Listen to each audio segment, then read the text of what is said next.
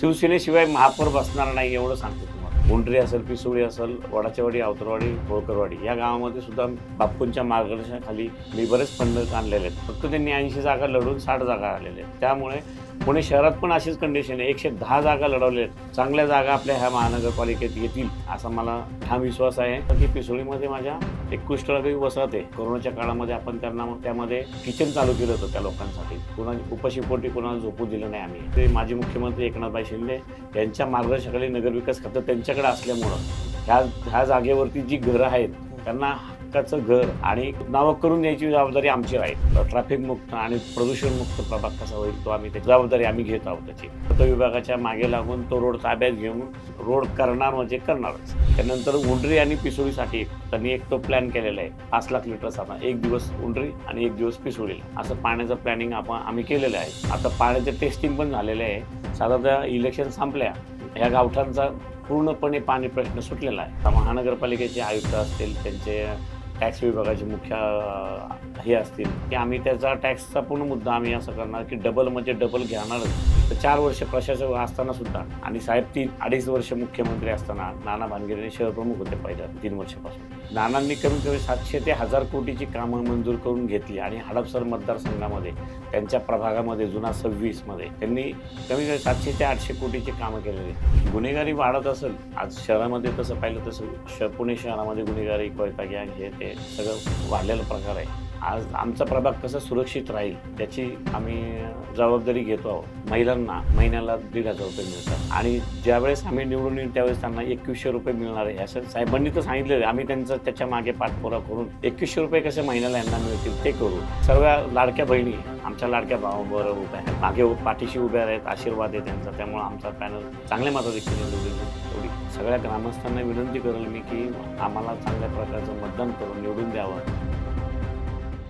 नमस्कार, मी समृद्धी जाधव. स्वागत आहे आपलं टॉप न्यूज मराठीच्या माझा प्रभाग माझं विजन या निवडणूक विशेष कार्यक्रमामध्ये. खरं तर पुणे शहरामध्ये सध्याच्या घडीला 41 प्रभाग आहेत. या प्रभागांपैकी जो सगळ्यात शेवटचा म्हणजेच 41वा प्रभाग आहे महादेववाडी असेल, उंडरी पिसोळी असेल, हा संपूर्ण प्रभाग मुळात खूप मोठा प्रभाग आहे, विस्तारलेली वसाहत आहे.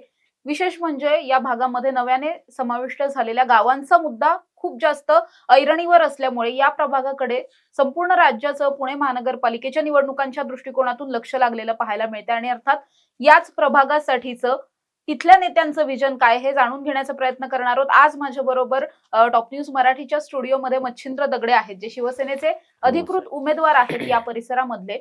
आणि संपूर्ण एकंदरीत पॅनल कसं आहे आणि त्यांच्या या प्रभागासाठीचं विजन काय हे त्यांच्याकडून जाणून घेणार आहोत. या सगळ्यामध्ये माझ्या बरोबर माझा सहकारी राजरत्न सुद्धा आहे. सर, सगळ्यात पहिल्यांदा प्रश्न तुम्हाला, निवडणुकीसाठी सामोरे जात आहे, पहिल्यांदाच नगरसेवक पदाच्या निवडणुकीसाठी सामोरे जात आहे, कारण सरांनी आधी सुद्धा नगरसेवक असण्याच्या म्हणजे अगदी शासन नियुक्त सभासद होते आणि त्याच्या आधी ते सरपंच सुद्धा राहिलेले आहेत. म्हणजे तसं पाहायला गेलं तर मतदानामधून नगरसेवक होण्याची आता ही पहिलीच टर्म असणार आहे. कशा पद्धतीने प्रचार सुरू आहे, कारण अगदी कमी दिवस राहिलेले आहेत, आणि एकंदरीत विजन काय? तसं पाहिलं तर मॅडम, मी 20 वर्ष आले शिवसेनेचं काम करत आहे. तर त्याच्यामध्ये विजय बापू शिवतरे हे 3 टर्म आमदार झाले. 1 टर्मला त्यांचा पराभव झाला होता. परंतु तरी पण ते शिंदे साहेब ज्यावेळेस बाहेर पडले त्यावेळेस ते मुख्यमंत्री झाले. त्यानंतर आमच्या भागामध्ये आमदार नसताना सुद्धा त्यांनी पिसोळी गावासाठी माझ्या 2-2, 3-3 कोटी रुपयाचे निधी दिले, उपलब्ध करून दिले. त्यामुळे माझ्या ज्या 5 गावं जी नव्याने समाविष्ट झालेली गावं आहेत ती प्रभाग 41ला जोडलेली आहेत. आणि जो जुना अर्धा प्रभाग आहे तो नानासाहेब भानगिरे जे शहराचे प्रमुख आहे आज शिवसेनेचे, तर ते त्यांचा अर्धा प्रभाग असल्यामुळे आणि आमचा अर्धा प्रभाग असं 60% प्रभाग हा नाना भानगिरेंचा आहे, म्हणजे जुना प्रभाग आहे. आणि आमची नव्याने समाविष्ट केलेले हे लोक 40%चे मतदान आहे आज. तर ह्या मतदानामध्ये आज 40% मध्ये आम्ही काम करत असताना 5ही गावामध्ये उंडरी असेल, पिसोळी असेल, वडाचेवाडी, आवतरवाडी, होळकरवाडी या गावामध्ये सुद्धा बापूंच्या मार्गदर्शनाखाली मी बरेच फंड आणलेले आहेत. नगरविकास खातं आपल्या साहेबांक असल्यामुळं मुख्यमंत्री ज्यावेळेस होते त्यावेळेस पण खूप फंड दिले. आणि आत्ता नगरविकास खातं साहेबांक असल्यामुळं आज आमच्या पक्षाचे शिवसेनेचे मुख्य नेते शिंदे साहेब हे ग्राउंड लेवलला काम करणारे नेते असल्यामुळे त्यांना आज 60 आमदार, पहिल्यांदाच 60 आमदार एवढे शिवसेनेचे मोठ्या फरकाने निवडून आले. आणि काही थोडेफार मतांनी पडले, 10 ते 15 आमदार थोड्या मतांनी पडलेले आहेत. आज फक्त त्यांनी 80 जागा लढून 60 जागा आलेल्या आहेत. त्यामुळे पुणे शहरात पण अशीच कंडिशन आहे. 110 जागा लढवल्या आहेत आणि चांगल्या चांगल्या जागा आपल्या ह्या महानगरपालिकेत येतील असा मला ठाम विश्वास आहे. आणि शिवसेनेशिवाय महापौर बसणार नाही एवढं सांगतो तुम्हाला. तुम्ही पिसोईचे सरपंच होता, त्याचबरोबर तुम्ही सुकृत नगरसेवक म्हणून सुद्धा तुमची निवड शासन स्तरावरती झालेली होती. महापालिकेमध्ये तुम्ही काम केलेलं आहे. कशा पद्धतीनं तुम्ही जनतेसाठी तुमच्या कार्यकाळामध्ये कामं केलेली आहेत, सरपंच असताना आणि त्याचबरोबर नगरसेवक झाल्याच्या नंतर? मी 2017ला ग्रामपंचायतचे इलेक्शन लढले. मी आणि माझी मिसेस प्रज्ञा दगडे आम्ही दोघंही ती प्रभाग क्रमांक 2 मधून निवडून आली. मी प्रभाग 3 मधून निवडून आलो आणि माझ्याबरोबर एक कदम म्हणून एक हे होते, ते सीट आम्ही असे माझे 3 ते 4 सीट आम्ही निवडून आलो होतो. आणि त्या काळामध्ये 17ला मी उपसरपंच झालो पहिल्यांदा. नंतर 19ला सरपंच झालो. 19ला सरपंच झाल्यानंतर माझ्या काळामध्येच कोरोनाची महामारी आली. त्या कोरोनामध्ये मला चांगली सेवा करायची संधी मिळाली. आज माझ्या पिसोळीमध्ये कामगार वर्ग भरपूर आहेत. एक साधारणतः गोरगरीब जे सोलापूर, बीड, उस्मानाबाद ह्या भागातील खूप लोक आहेत, काम करतात. गोडाऊन वर्ग असल्यामुळे आमचे सगळ्यांना गोडाऊन वर्ग असल्यामुळे ते सगळ्यांना काम करण्याची थोडं काम करायचा रोजगार मिळत असतो. त्यामुळे त्या लोकांना एवढी अडचण होती काही की बाहेर जायचं असेल त्यांना UPला किंवा कुणाला सोलापूरला जायचं असेल तर त्यांना ते माझ्या पास शिवाय मी सरपंच असताना माझे पास द्यायचो त्यांना की त्यांना परमिशन देऊन तलाठी सर्कल आम्ही एकत्र बसून ते सर्वांना जायची व्यवस्था असेल किंवा कुणाला काही व्यवस्था असेल ही सेवा करण्याची संधी मिळाली. आणि दुसरा मुद्दा असा की पिसोळीमध्ये माझ्या एक कुष्ठरोगी वसाहत आहे. आज तिथं 1200-1300 कुटुंब राहतात. तर त्यातले त्यामध्ये एक कोरोनाच्या काळामध्ये आपण त्यांना त्यामध्ये एक किचन चालू केलं होतं त्या लोकांसाठी की आणि होम घरपोच त्यांना आपण डबा द्यायची व्यवस्था केली होती. त्या 2 महिने त्या काळामध्ये कुणालाही उपाशी झोपलेले नाहीये. उपाशीपोटी कुणाला झोपू दिलं नाही आम्ही. त्यामुळे ती सेवा करण्याची संधी मला मिळाली. त्यामुळे मी त्यात त्यानंतर 2021ला आमची पुणे महानगरपालिकेमध्ये समाविष्ट झाली गावं. नाही, कुष्ठरोगांच्या संदर्भामध्ये दुसरा एक जोडून प्रश्न, की जर पाहिलं तर हे कुष्ठरोगांची जी घरं आहेत ती सरकारी जागेवरती आहेत, त्यांच्यासाठी तुमचं काही नियोजन आहे? त्यांच्यासाठी काही काम? ज्यावेळेस अंतुले मुख्यमंत्री होते 81 सालची गोष्ट आहे माझ्यामध्ये, तर त्याच्यात तसं ते पत्रक आहे की ॲग्रीमेंट पण आहे तसं तहसीलदारांसमोर. तर त्यामध्ये 3 एकर जागा 300 लोकांचे घरं ऑलरेडी ते आहेत त्याच्यामध्ये. आता जास्त घरं वाढलेली आणि यामध्ये माजी मुख्यमंत्री एकनाथभाई शिंदे आणि आमच्या पक्षाचे मुख्य नेते एकनाथभाई शिंदे यांच्या मार्गदर्शनाखाली नगरविकास खातं त्यांच्याकडे असल्यामुळं ह्या जागेवरती जी घरं आहेत त्यांना हक्काचं घर आणि कायमस्वरूपी त्यांच्या नाव कसं होईल ह्याच्या पाठपुरावा आम्ही निवडून आल्यानंतर आमचा 4ही जण आम्ही उमेदवार, नाना भानगिरे असतील, स्वातीताई टकले असतील आणि सारिका पवार असतील आणि मी स्वतः, आम्ही 4ही उमेदवार आहेत. त्यांच्या घरंही त्यांच्या नावावरच होतील अशी नावं करून द्यायची जबाबदारी आमची राहील. सर, या सगळ्याच्या बरोबर जसं तुम्ही सांगितलं की नव्याने समाविष्ट गावं झाल्यामुळे प्रभागाची लोकसंख्या वाढली, प्रभाग मोठा झाला, विस्तारला आणि या सगळ्या बरोबर काही समस्या सुद्धा विस्तारल्या. कारण मुळातच रस्त्याची समस्या असेल, पाण्याचा प्रश्न असेल, पिण्याच्या पाण्याचा प्रश्न अजूनही गंभीर आहे समाविष्ट गावांमध्ये. त्यामुळे अशा पद्धतीने अनेक मूलभूत समस्या त्या ठिकाणी अजूनही जाणवतात, ज्यावरती काम करणं गरजेचं आहे. त्या बाबतीतलं तुमचं विजन काय? पहिला मुद्दा मॅडम रस्त्यावरती घेऊ, आपण रस्त्याचा विषय घेऊ. आज आमचं ज्यावेळेस 8 ते 10 वर्षापूर्वी काय झालं मॅडम, जे शहराची जी वाहतूक होती हडपसरहून जे जड वाहनांची वाहतूक ती पूर्णपणे बंद करून आज आमच्याकडनं होती. मंतरवाडीवरून तर पिसोळी खडी मशीन पण जाते, पण तेवढी ट्रॅफिक जाम होतं मॅडम. रोड छोटा असल्यामुळे एक गाडी बंद पडली ना गावठामध्ये शेजारी, तर गावठाण शेजारी गाडी बंद पडली की ते पूर्ण 2-2 तास ब्लॉक होतात. जर माझं मत आहे की शासनाकडनं आम्ही जो डीपी तयार झाला होता 97ला 97 जो डीपी झाला तो आम्ही 84 मीटरचा रोड साधारणतः खडी मशीन पिसोळी हद्दीपर्यंत आलेला आहे. तो रोड कंटिन्यू करून त्याचा वडकीपर्यंत रोड येतो, पिसोळी ते वडकीपर्यंत तो रोड राहिलेला आहे. तर त्याचा आम्ही लवकरच राज्य सरकारच्या मागे लागून, नगरविकास खातं आपल्या साहेबांचं असल्यामुळं त्यांच्या मागे लागून आम्ही तो रोड अजून फास्ट कसा येणाऱ्या 2 ते 3 वर्षांमध्ये त्या भूसंपादन करून जागा लोकांच्या ताब्यात घेऊन रोड कसा पटकन होईल आणि आमचं ट्रॅफिक मुक्त प्रभाग कसा होईल आणि पूर्ण जड वाहतूक आमच्या प्रभागातून जात असल्यामुळं की त्या प्रभाग ट्रॅफिक मुक्त आणि प्रदूषण मुक्त प्रभाग कसा होईल तो आम्ही त्याची गॅरंटी म्हणजे जबाबदारी आम्ही घेत आहोत त्याची. लवकरच आम्ही त्याचा आणि ज्या जुन्या डीपीमध्ये 24 मीटरचे काही रोड आहेत. कोंडा बुद्रुकमधून येणारा काना हॉटेलपासून येणारा रोड 24 मीटर डायरेक्ट हांडेवाडीच्या पुढे नेतो. ही जर 24 फूट 80 फुटाचे रोड जर ओपन करून घेतले, ताब्यात महानगरपालिकेने ताब्यात घेतले, तो रोड ओपन केले तर आपण त्याचा फायदा आम्हाला मेन रोडवरती जे हेवी व्हेकलवरती येणार नाही तो डायव्हर्ट होतील. ते ट्रॅफिक डायव्हर्ट झालं तर आमच्या मेन रोडला ट्रॅफिक कमी होईल. त्याच्यामुळे आम्हाला ट्रॅफिकची समस्या कमी होईल त्याच्यामध्ये. आणि जो रोड 24 मीटर ओपन झाले तर त्याचा फायदा आम्हाला होईल आणि जेणेकरून लोकांच्या ज्या गरजा आहेत, रोडच्या ट्रॅफिकच्या समस्या ह्या पूर्णपणे थांबेल. आणि ज्यावेळेस निवडून येईल आम्ही त्यावेळेस आम्ही पुणे महानगरपालिकेच्या मागे रस्ता विभागाच्या पथ विभागाच्या मागे लागून तो रोड ताब्यात घेऊन सर्व शेतकऱ्यांच्या असतील, जर कोणाची शेतकरी जागा जात असेल तर त्याला TDR किंवा पैसे मोबदला देऊन आम्ही त्या ताब्यात घेऊन लवकरात लवकर वर्ष 2 वर्षाच्या 100% रोड ताब्यात घेऊन रोड करणार म्हणजे करणारच. या सगळ्याच्या बरोबर खरं तर आधी तुम्ही सरपंच असताना सुद्धा पाण्याचा मोठा प्रश्न होता, तो मार्गी लावण्यासाठी तुम्ही नक्कीच प्रयत्न केले होते. मात्र आता जेव्हा नगरसेवक पदासाठी तुम्ही एक चेहरा म्हणून समोर येताय, आता मोठ्या प्रभागासाठीचा पाण्याचा प्रश्न आलेला आहे, तो कसा सोडवणार? मॅडम, मी सरपंच होतो 1923च्या आसपासमध्ये. त्यावेळेस लॉकडाऊनच्या काळामध्ये माझ्या मते आपले भारत देशाचे मंत्री मुरली अण्णा मोहोळ यांना त्यावेळेस ते महापौर होते. महापौर असताना मी स्वतः त्यांच्याकडे भेट घेतली. त्यांना त्याच्याबरोबर आपले आबा तुपे म्हणून नगरसेवक होते, आमचे पाहुणेच येते. त्यांनी त्या महापौरांना आम्हाला भेट घालून दिली. ज्यावेळेस ते आम्हाला हडपसरवरून पिसोळीला एक पाण्याची कॉर्पोरेशनची लाईन होती. त्या लाईनला ॲक्च्युली मेन लाईनलाच कनेक्शन झाल्यामुळे आम्हाला ते पाणी येत नव्हतं. 1,00,000 लिटर पाणी येत होतं आमच्या त्यावेळेस. ज्यावेळेस 97मध्ये गावं गेली महापालिकेत, त्यावेळेस आम्हाला ते कनेक्शन त्यांनी दिलं होतं महापालिकेने. परंतु काय झालं, त्यानंतरनं जे मेन लाईन हडपसर ते जे ससानेकरून येते, सय्यदनगर, ससानेकर, महम्मदवाडी, उंटरी, पिसोळीला, त्या मेन लाईनला खूप कनेक्शन असल्यामुळं पाणी 20,000 30,000 लिटर पण येत नव्हतं.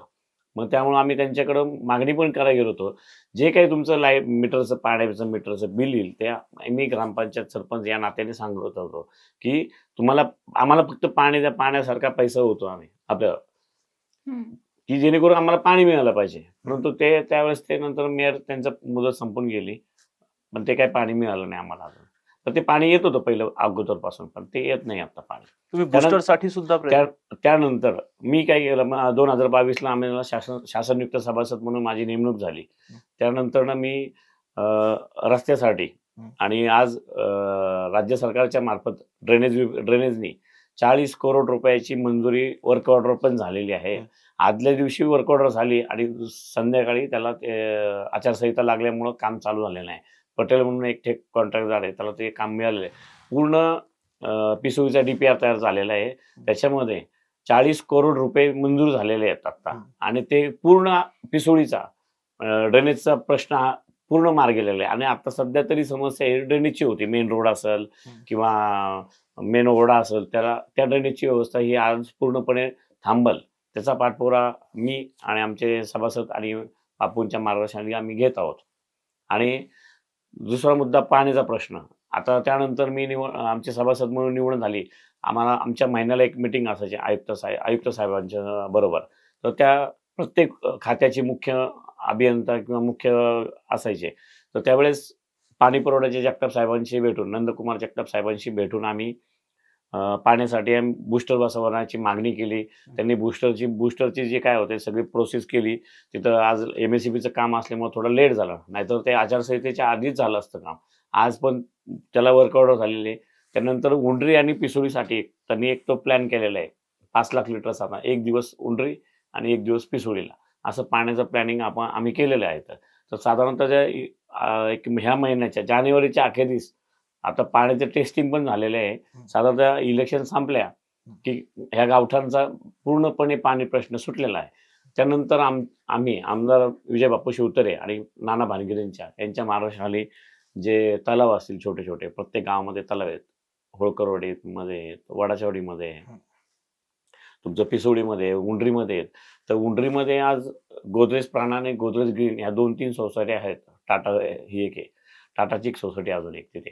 ह्या 3 सोसायट्या मिळून एक जलतरण छोटा तलाव होता तिथे. त्या तलावाचं ₹2.25 करोड रुपयाचं टेंडर पण झाले, वर्क ऑर्डर पण झाली त्याची महानगरपालिकेच्या वतीने ते आता काम हाती घेण्यात आलेले. ते ते पाणी फिल्ट्रेशन करून डायरेक्ट त्या सोसायटीच्या ह्याला जोडणार आहेत आपण मेन कनेक्शनला. त्यामुळे त्या तिन्ही सोसायट्या खूप मोठ्या आहेत. कमीत कमी 2,000 फ्लॅटच्या सोसायटी आहेत. जर त्यातलं त्या तलावामधलं पाणी शिल्लक राहिलं तर बाकी आजूबाजूच्या सोसायट्या आहेत, त्यांना आम्ही पुरवायचा प्रयत्न करत आहोत. आणि जेणेकरून अशा टप्प्याटप्प्याने काही ज्या भागाला आपल्याला कोंडा बुद्रुकपासून आम्ही पिसोळी जवळ आहे, तर त्या भागातून पण आम्ही बऱ्यापैकी ARC गौरव सोसायटी असेल, कुमार पामकेश असेल, विस्लिंग विंग असेल, तुमची आद्विका सोसायटी असेल, Ecclesia society, Kingston society, Sai bungalow society, ह्या 5-7 सोसायट्यांना आपण एक 2-2 इंची कनेक्शन पण देण्यात आलेले आहे. त्यामुळे आम्ही टप्प्याटप्प्याने जसं ज्या बाजूला आपल्याला सोर्सेस मिळतील त्या पद्धतीने आपण पाणी द्यायची व्यवस्था 100% 1 वर्षाच्या सगळ्यांना बंद नळाद्वारे पाणी द्यायची व्यवस्था आम्ही करणार म्हणजे करणारच. म्हणजे नव्यानं समाविष्ट झालेली गावं आहे तिथं टॅक्सचा पण मुद्दा खूप चर्चेत आहे. कारण जर पाहिलं तर टॅक्स वाढीमुळे तिथले जे नव्याने बरोबर. समाविष्ट जी झालेली गावं आहेत ते कुठेतरी चिंतित आहेत, नागरिक चिंतित आहेत. त्यांच्यासाठी तुम्ही काय करणार आहात? आता टॅक्ससाठी संदर्भात मी गेले 2 ते 3 वर्ष झालं जसे गावं महापालिकेत गेलेत त्यापासून मी विजय बापू शिवतारे असतील, आपले माजी मुख्यमंत्री एकनाथभाई शिंदे यांच्या मार्गदर्शनाखाली आणि नगरविकास खातं साहेबांक असल्यामुळं ज्या टॅक्सचा मुद्दा आहे तो साहेबांकच आहे. साहेबांनी मागच्या 1 वर्षापूर्वीच विधानसभा इलेक्शन व्हायच्या अगोदरच त्यांनी पत्र काढून एक सांगितलं होतं की टॅक्स कोणी भरायचा नाही आणि टॅक्स जो होणार तो ग्रामपंचायतच्या नोंदीच्या प्रमाणे डबल घेण्यात यावा असं फार क्लिअर कट असं त्याच्यामध्ये उल्लेख केलेला आहे.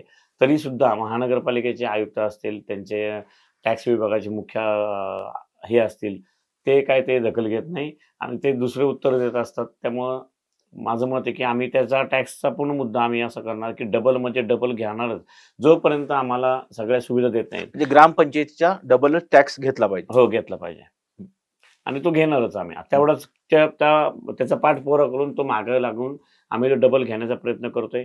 ज्याच्यामध्ये सगळं काही तांत्रिक अडचणी असतील त्यांच्या साहेबांच्या की बसत नाही किंवा काय, ठीक आहे ना, आम्ही थोडं वाढलं तरी आम्ही काय अडचण नाही. आम्ही अजून समजा डबल असेल तर 3 पट करा आम्हाला किंवा 4 पट करा, पण तो करून घेणार. साधारणतः एक इलेक्शन झाल्यानंतर 2 महिन्याच्या आत तो पण काम करणार आणि करून घेणार आम्ही. या सगळ्यामध्ये आता तुम्ही म्हणजे अगदी आत्ताही तुम्ही प्रचारातून आलेला आहात, प्रचार खूप जोरात सुरू आहे. या सगळ्यामध्ये आणखी एक प्लस पॉइंट असा की स्वतः शिवसेनेचे जे शहर प्रमुख आहेत ते स्वतः तुमच्या पॅनलमध्ये तुमच्या बरोबर आहेत. त्यामुळे प्रमोद नाना भानगिरे यांचा कशा पद्धतीने त्यांच्या चेहऱ्याचा त्या भागात असलेला त्यांचा एकंदरीतच प्रभाव आणि तुमच्या पॅनलमध्ये त्यांच्यामुळे पडलेली जी काही भर आहे किंवा किती स्ट्रॉंग पॅनल वाटतं नानांमुळे? आता उंटरीमध्ये पिसोळीमध्ये मी सरपंच म्हणून काम केलंय आणि ज्यावेळेस शासनयुक्त सदस्य होतो त्यावेळेस उंटरी आणि पिसोळी आणि वडाचवाडी माझ्याकडे होते आणि उंटरीमधून माझी जिल्हा परिषद सदस्य स्वातीताई टकले त्या बी शासनयुक्त सभासद होत्या. त्यांनी बी त्यांच्या मार्गदर्शनाखाली बरेच कामं केलेली आहेत किंवा शिंदे साहेब आमच्या जिल्हा प्रमुखांनाही पैसे फंडिंग देतात. त्यामुळे त्यांची कामं, माझी कामं त्यामुळं एक जनता आमच्यावर खुश आहे आणि विजय बापू शिवतारे यांचा प्रभाग विधानसभा असल्यामुळं त्यांच्या कामांची पावती आणि आमच्या कामांची आणि प्रमोद नाना भानगिरे यांचं 15 वर्षाचा अनुभव असल्यामुळं ते 3 टर्म नगरसेवक होते आणि ज्यावेळेस प्रशासक असताना 3 वर्ष 3 ते 4 वर्ष प्रशासक होता माझ्यामध्ये, तर 4 वर्ष प्रशासक असताना सुद्धा आणि साहेब 3-2.5 वर्ष मुख्यमंत्री असताना नाना भानगिरे शहर प्रमुख होते पहिल्या 3 वर्षापासून. नानांनी कमीत कमी 700 ते 1000 कोटीची कामं मंजूर करून घेतली आणि हडपसर मतदारसंघामध्ये त्यांच्या प्रभागामध्ये जुना 26 मध्ये त्यांनी कमीत कमी 700 ते 800 कोटीची कामं केलेली आहेत. त्यामुळे आम्हाला जनता आमच्यावरती खुश आहे. 4ही नगरसेवक आमचे आणि 4 अख्खा पॅनल आमचा निवडून येईल एवढी शाश्वती वाटते आम्हाला. जर पाहिलं तर तुमच्या प्रभागामध्ये हा जो नवीन प्रभाग आहे त्या प्रभागामध्ये मोठ्या प्रमाणामध्ये गुन्हेगारी सुद्धा वाढताना दिसते. त्यासाठी काय करणार? गुन्हेगारी वाढत असेल आज शहरामध्ये, तसं पाहिलं तसं पुणे शहरामध्ये गुन्हेगारी, कोयता गँग हे ते सगळं वाढलेला प्रकार आहे. आज आमचा प्रभाग कसा सुरक्षित राहील त्याची आम्ही जबाबदारी घेतो आहोत आणि आज काही बऱ्याच ठिकाणी आज महिला सुरक्षित नाहीये किंवा तुमच्या आज हे बाकीच्या आज सगळ्या प्रकारचे समजा हे आहेत, महिला असतील, मुलं असतील, मुली असतील, आज असं भीतीत आहे, भीती चिंतेत. भीती मनामध्ये भीती, तर त्या भीतीमुक्त कसा आणि गुन्हेगारी मुक्त प्रभाग आम्ही करू, एवढं त्याची ग्वाही देतो आम्ही त्याच्या. आत्ता जर आपण बघितलं तर या प्रभागामध्ये जरी मोठ्या प्रमाणात प्रश्न असले, समस्या असल्या तरी सुद्धा काही विकास कामं झालेली आहेत. दुसरीकडे शिवसेनेबरोबर आणखी एक प्लस पॉइंट असा आहे की मुळातच लाडकी बहीण योजना असेल. या लाडकी बहीण योजनेचा त्या भागामध्ये सुद्धा प्रभाव बराचसा दिसून येतो आणि त्याचबरोबर मुख्यमंत्री राहिल्याच्या नंतर तेव्हा एकनाथ शिंदेंनी केलेली कामं, आता उपमुख्यमंत्री असताना त्यांनी केलेली कामं आणि लाडक्या बहिणींचा लाडका भाऊ अशी जी एक त्यांची प्रतिमा तयार होत गेली आणि त्यांच्या रूपातून त्यांच्या सगळ्याच पदाधिकाऱ्यांचीही तशाच पद्धतीची प्रतिमा झाली. त्यामुळे एकनाथ शिंदेच्या या चेहऱ्याचा आणि लाडकी बहीण योजनेचा किती प्रभाव पडेल असं वाटतं? साहेबांनी योजना आणली ही मुख्यमंत्री एकनाथ शिंदे साहेबांनी आणलेली. त्यामुळं लाडकी बहीण आज महिलांना महिन्याला 1,500 रुपये मिळतात आणि ज्यावेळेस आम्ही निवडून येऊ त्यावेळेस त्यांना 2,100 रुपये मिळणार आहे. असं साहेबांनी तर सांगितलेलं आहे. आम्ही त्यांचं त्याच्या मागे पाठपुरावा करून 2,100 रुपये कसे महिन्याला यांना मिळतील ते करू. आणि आज साहेबांनी वृद्धांसाठी एसटीचं तिकीट 50% मोफत केलेलं आहे. त्याच्यामुळं त्यांचं वर्षाला 7,000 ते 8,000 रुपये वाचतात महिलांसाठी. तो खूप मोठा आज आज 8,000 रुपये वाचतात म्हणजे महिन्याला खूप वाटतात आणि 1,500 रुपये त्यांना अकाउंटला मिळतात त्यांच्या आज. न सांगताच म्हणजे त्यांच्या अकाउंटला जमा होतात ज्या महिलांसाठी. 1,500 रुपये म्हणजे त्यांचं राशन पाणी सगळं भागलं तरी ते खूप होतं म्हणजे. आज तुम्हाला मुलींसाठी मोफत शिक्षण केले. आज जर बाहेर देशात जायचं म्हटलं तरी त्यांनी त्या मुलीमध्ये काय मुलीसाठी माझ्या मते त्या मुलीने काहीतरी सुसाईड केलं आणि त्यानंतर साहेबांनी पहाटे 4 वाजता तो निर्णय घेतला की इथून पुढचं शिक्षण हे पूर्णपणे मोफत राहील मुलींना. तर त्यावेळेस ते माझ्या मते ते मुख्यमंत्री असताना हा निर्णय घेतलाय आणि मुख्यमंत्री साहेब असे आहेत की जेणेकरून निर्णयाच्या मागे पुढे बघत नाही. एकदा घेतला निर्णय की घेतलाच. बाळासाहेब ठाकरे होते, हिंदू सम्राट माननीय बाळासाहेब ठाकरे जे होते ना, ते त्यांच्यावरती त्याप्रमाणेच वागतात. एकदा शब्द गेला की गेला, सुटला. म्हणजे थोडक्यात लाडकी बहीण योजना जेव्हा विधानसभा निवडणुकांमध्ये जशी खूप मोठी खूप गेम मोठी. चेंजर ठरली, तशाच पद्धतीने आताही ठरेल असं हो, वाटतं. नक्कीच, 100% आणि सर्व लाडक्या बहिणी आमच्या लाडक्या भावाबरोबर उभ्या आहेत. मागे पाठीशी उभ्या आहेत, आशीर्वाद आहे त्यांचा. त्यामुळे आमचा पॅनल चांगल्या मताधिक्याने निवडून येईल एवढी शाश्वती आहे. तरुणांच्या रोजगारांसाठी काय तुमच्याकडे पॉइंट्स आहेत? कोणती तरुणांसाठी कामं करणार आहात रोजगारासंदर्भात? आता तरुणांच्या रोजगारासाठी आज समजा त्यांनी काही कोर्सेस असतात राज्य सरकारच्या वतीने, त्या योजना असतील, त्या योजना राबवण्याचा आम्ही प्रयत्न करू. किंवा आज माझ्या इथे इंडस्ट्रियल आहेत. इंडस्ट्रियलमध्ये मागणी असते काही लोकांची की बाबा हे लोक आम्हाला पाहिजेत. किंवा आज IT पार्कच्या काही थोड्या कंपन्या आहेत आमच्या मतदारसंघामध्ये, हडपसर मतदारसंघ आमच्याकडे नाहीये पण हडपसरमध्ये. त्या लोकांसाठी आम्ही संपर्कात राहून कंपन्यामध्ये जाऊन लोकांच्या काय मागणी आहेत किंवा आपण त्या तो रोजगार उपलब्ध करून देण्याचा 100% प्रयत्न करू. जसं आपण बघतोय म्हणजे अगदी पुणे महानगरपालिका ही आता सध्या राज्यातली सगळ्यात मोठी महानगरपालिका झालेली आहे. क्षेत्रफळ खूप मोठं आहे. 34 गावांचा समाविष्ट झाल्याच्या नंतर तर आणखी जास्त क्षेत्रफळ वाढलं आणि त्याचबरोबर मोठ्या प्रमाणात समस्या सुद्धा वाढल्या. दुसरीकडे तुम्ही ज्या भागामधून ज्या प्रभागातून तुम्ही येताय तिकडच्या अनेक लोकांना असं वाटतं की आमच्यासाठी एक स्वतंत्र महानगरपालिका झाली पाहिजे. अनेक उमेदवारांनाही तसंच वाटतं. तुमची या बाबतीतली भूमिका काय? तुम्हालाही असं वाटतं की पुणे महानगरपालिका थोडंसं दुर्लक्ष करते त्या प्रभागाकडे, त्यामुळे आणखी एखादी स्वतंत्र महानगरपालिका व्हायला पाहिजे? 100% झाली पाहिजे मॅडम. बरोबर आहे तुमचा मुद्दा. आज भौगोलिकदृष्ट्या पाहिले तर राज्यामधली मोठी क्षेत्रफळाच्या बाबतीत झालं तर पुणे महानगरपालिका ही 1 नंबर लागतो त्याच्यामध्ये. जर झाली तरी आनंदच आहे आणि जर नाही झालं तर त्यांनी माझ्या मते की आमच्या गावांसाठी जो पाणी प्रश्न मोठा आहे, रोडचा प्रश्न मोठा आहे. आज पाण्याचा प्रश्न महत्त्वाचा म्हणजे पिण्याचं पाणी जर मिळालं आमच्या लोकांना तरी खूप आनंद आहे. जर त्या पाण्यासाठी आम्हाला 3 TMC लागते, कधी 5 गावांना 3 TMC पाणी लागत असेल तर ते राज्य सरकारची त्याचे परमिशन घेऊन त्यांचा जो करार झालेला असतो तो करार रद्द करून थोडासा आम्हाला पाण्याचा प्रश्न वाढवला पाहिजे. पण महापालिकेला 16 ते 17 TMC पाण्याचा जो आज परमिशन आहे, महापालिका घेते 21 TMC पाणी. ॲक्च्युअली त्यांनी 3 TMC पाणी रिसायकल करून ते परत शेतकऱ्यांना द्यायचा असा तो नियम आहे, अधिकाऱ्यांचा करार आहे तसा. परंतु महापालिका काही देत नाहीये.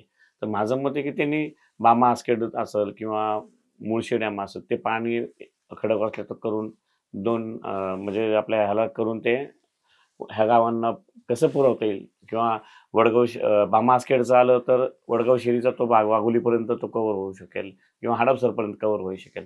ह्या भागामध्ये केलं तर ते खडकवासल्याचं पाणी आम्हाला कोंडा बुद्रुक असेल किंवा त्या टाकीमधून येईल. केदारेश्वर टाकीची ती पण खूप मोठी आहे. म्हणजे जे वडगावची जी मेन टाकी आहे तिथून आली ते केदारेश्वरनं आली की आमच्याकडे काही जिथे जिथे बुस्टरची गरज आहे तिथं बुस्टर बसून त्या लोकांना पाणी पुरवता येईल असं आहे. आणि दुसरा मुद्दा रोडचे. आज शिंदेसाहेब आमचे नगरविकास खातं त्यांच्याकडे असल्यामुळं ज्या पद्धतीने चांदणी चौकाचं रोडचं त्यांनी निर्णय घेतला, स्वतः येऊन त्या भागात निर्णय घेतला, त्याप्रमाणे आमच्या प्रभागात पण स्वतः येतील. आणि आम्ही जर सांगितलं, आम्ही शहर प्रमुखांनी सांगितलं, विजयबापू शूटरनी सांगितलं की हे रोड 84 मीटरचे रोड कोंढवा बुद्रुक पासून जर डायरेक्ट वडकीपर्यंत केला तर आमच्या ट्रॅफिकची समस्या पूर्णपणे संपून जाईल. ट्रॅफिक बरोबर त्या भागामध्ये अपघातांची सुद्धा एक मोठी संख्या आहे. म्हणजे दर महिन्यात तिथे एखादी तरी डेथ होते. त्याविषयी काय करावं? नवले ब्रिज नंतर माझ्या मते कोंढवा कात्रज कोंढवा रोड त्या पिसुळी रोडला कमीत कमी 30 ते 35 मृत्युमुखी लोक पडलेले आहेत. पण ऍक्च्युली त्या रोड खूप छोटा असल्यामुळे जड वाहतूक खूप मोठ्या प्रमाणात आहे. तर त्याच्यासाठीच आम्ही शिंदे साहेबांच्या आणि बापूंच्या मागे लागून तो रोड कसा लवकरात लवकर कसा होईल त्यासाठी आम्ही त्याचा पाठपुरावा करू आणि लवकरात लवकर त्याचं काम करूया. त्याचबरोबर पाहिलं तर कचऱ्याचा सुद्धा प्रश्न आहे तुमच्या भागामध्ये. नाही, कचऱ्याचा ज्यावेळेस महानगरपालिकेत गावं समाविष्ट झाली त्यानंतर कचऱ्याचा प्रश्न सुटलेला आहे. त्यावेळेस मी सरपंच असताना मला ते आयुक्त साहेब आम्हाला त्यांना भेटलो होतो त्यावेळेस की आमचा कचरा तुम्ही घ्या. तर ते आमचा कचरा काही घेत नव्हते, का तर तुमची गावं आमच्याकडे नाहीये आणि तुम्हाला तो ही नाहीये, आम्ही घेऊ शकत नाही त्या कचऱ्याचा प्रश्न. आता ते महापालिकेत उचलून घेऊन जाते. त्यांनी एक संस्थेला दिलेले काम, ते संस्था घेऊन जाते. त्यांचे ते विलआउट लावतात. म्हणजे ओला कचरा सुका कचरा सेपरेट करून घेऊन जातात. आता कचऱ्याचा प्रश्न नाहीये. तुम्ही सरपंच असतानाच्या कामांची मोठी यादी सांगितली की तुम्ही सरपंच असताना तुम्ही काय काय केलं होतं. विशेष म्हणजे जेव्हा तुम्ही सरपंच होतात त्यावेळी कोरोनाचा काळ सुद्धा होता. या कोरोना काळात सुद्धा लहान लहान गावं असल्यामुळे अनेक समस्या आल्या असतील. त्या काळात नेमकं कशा पद्धतीने काम केलं? मी सरपंच असताना कोरोनाचा काळ होता, बरोबर आहे. कोरोनाच्या काळामध्ये मी 2 किचन चालू केलेले लोकांसाठी जेवणासाठी. त्याच काळामध्ये एक केंद्र, लसीकरण केंद्र माझ्या स्वतःच्या गावामध्ये उपलब्ध होतं. रोज कमीत कमी 200 लोकांना लसीकरण देतो. त्यामुळे ते लोकांना त्याचा एक फायदा झाला की जेणेकरून दुसऱ्या गावात जाणं किंवा संपर्कात न येणं म्हणून त्या गावामध्ये मी एक लसीकरण केंद्र चालू करून घेतलं. आता प्रचार इतका जोरात चालू आहे, पॅनल स्ट्रॉंग आहे, मात्र तरी सुद्धा पहिल्यांदा तुम्ही मतदान करून जे मतदान प्रक्रियेतून नगरसेवक तुम्ही आज पहिल्यांदाच होणार आहात किंवा त्या सगळ्या निवडणूक प्रक्रियांना सामोरं जात आहे. तुमच्या इथल्या मतदारांना, प्रभागातील नागरिकांना काही आवाहन करताय या सगळ्यानंतर? जनतेला एवढंच आवाहन करेल की आपल्या भागातील एक पिसुळी गावातील एक कार्यकर्ता जर प्रथम नगरसेवक होत असेल तर सगळ्या ग्रामस्थांना विनंती करेल मी की आम्हाला चांगल्या प्रकारचं मतदान करून निवडून द्यावं. आणि येणाऱ्या काळामध्ये आम्ही खूप चांगल्या प्रकारची सगळ्या सुविधा, मूलभूत सुविधा, पाणी, लाईट, रोड ह्या सुविधा देण्याचा 100% प्रयत्न करू आणि जनता खुश राहील असं काम करू. नक्कीच तुम्हाला तुमच्या या सगळ्या निवडणुकांसाठी, मतदानासाठी खूप शुभेच्छा. आपण बघितलं आज आमच्या बरोबर या ठिकाणी मच्छिंद्र दगडे होते. प्रभाग 41 चे शिवसेनेचे अधिकृत उमेदवार आहेत. महादेववाडी, उंडरी, पिसुळीचा हा सगळा प्रभाग आहे. मोठा प्रभाग आहे. जसं मी आधी म्हटलं तसं प्रभाग मोठा असल्यामुळे समस्या सुद्धा तशाच पद्धतीच्या आहेत. मात्र या सगळ्या समस्या सोडवण्यासाठी मतदारांसाठीचं त्यांचं विजन काय हे जाणून घेण्याचा आपण प्रयत्न केला. अर्थात या सगळ्याच्या नंतर मोठी कामांची यादी त्यांच्याकडे आहे. आधी केलेली कामं सुद्धा आहेत. इथून पुढे सुद्धा अनेक कामं करायची आहेत. या सगळ्यावरतीच आता निवडणूक प्रक्रियेमधून जनता नेमकी कशा पद्धतीने प्रतिसाद देते हे सगळंच पाहणं महत्त्वाचं असणार आहे. अशाच ताज्या आणि महत्त्वाच्या बातम्यांसाठी तुम्ही पाहत राहा टॉप न्यूज मराठी. आपला महाराष्ट्र, आपली बातमी. तुमची car, electric panel, data server आगीपासून सुरक्षित आहे का? नाही? मग आजच बसवा F protect temperature activated fire suppression device. यामध्ये आहे eco friendly non toxic pressurised liquid जे आग लागल्यास क्षणार्धात ऍक्टिव्हेट होऊन आगीवरती मिळवते नियंत्रण. बसवण्यास अतिशय सोपे आणि सुटसुटीत. टेकालिपचे एक दर्जेदार उत्पादन एफ प्रोटेक्ट.